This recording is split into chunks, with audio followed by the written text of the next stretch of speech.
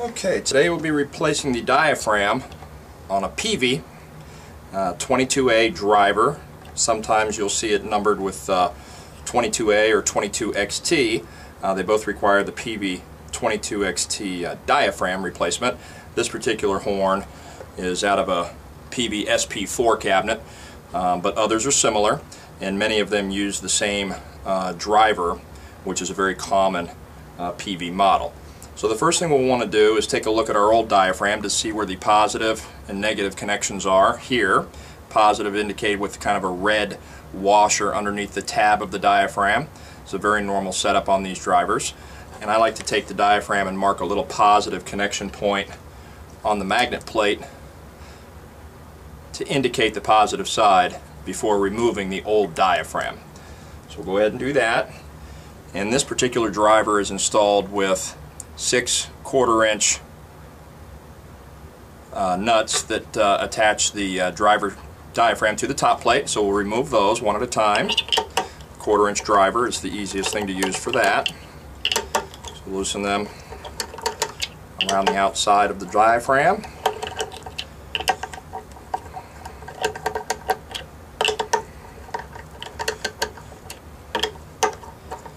And at this point, when the 6 screws are loose, the driver should simply lift right off of the top plate of the magnet, like so.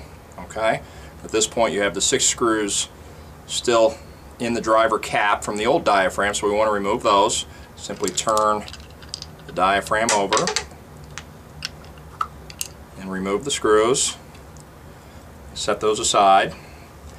As you can see here, the old diaphragm has a torn membrane right above the voice coil to the diaphragm itself. This is a very common problem you'll see when these units have been overdriven or overpowered that causes failure to the diaphragm, in which case we're going to replace. So we'll set the bad diaphragm aside for now.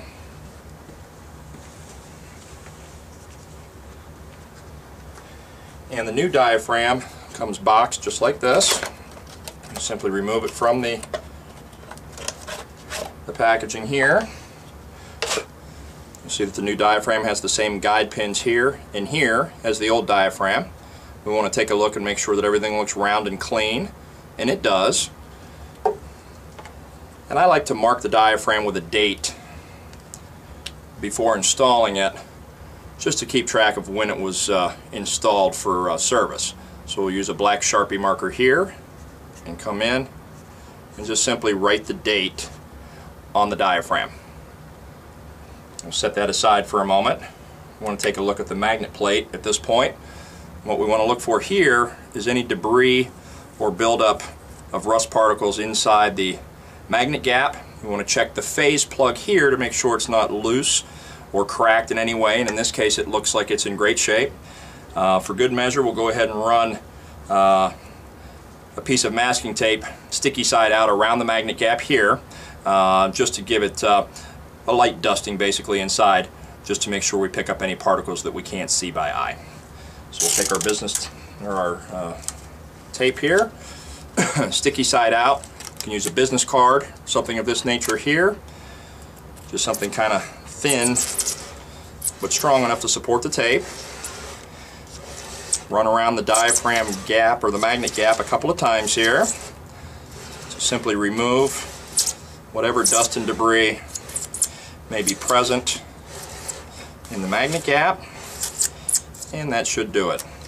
In many cases you'll see that you'll have a little bit of dust particle here, just a little bit of dirt and dust just from normal use, and that's okay, but we want to make sure we clean that out before we install the new diaphragm so as to not cause any problems.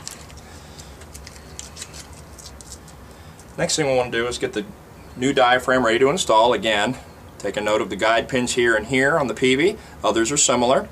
And our positive connection point here that we marked before we removed the old diaphragm corresponds to the new diaphragm positive terminal connection point here with the red washer, and that's what we'll line up when we install the new diaphragm.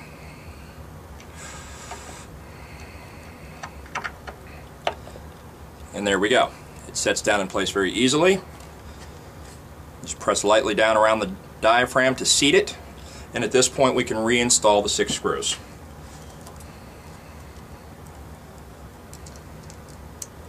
Best way to do these is to start side to side, just slightly snug, don't over tighten at this point. Did the front one here first, the back one, then we'll go over and do the side screws as well. Front to back, left to right. That gives you the idea there.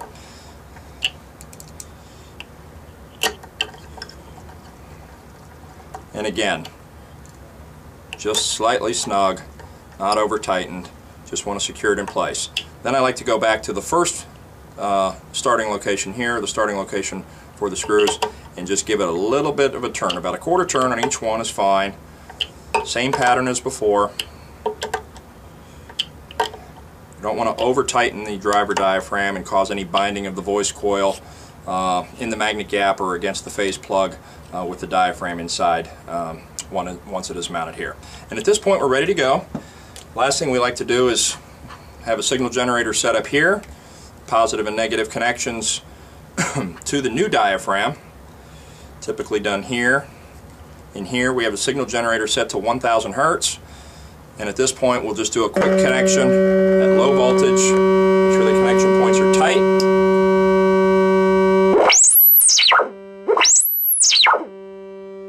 Sweep the driver diaphragm just like that, and at that point we know we're ready to go. This particular horn is repaired and ready to reinstall into the cabinet. And if you don't have an audio generator, you can also just use a music signal at low power. Just want to make sure there's no buzzes or distortion in the driver diaphragm, and you'll be okay. This one is ready to go.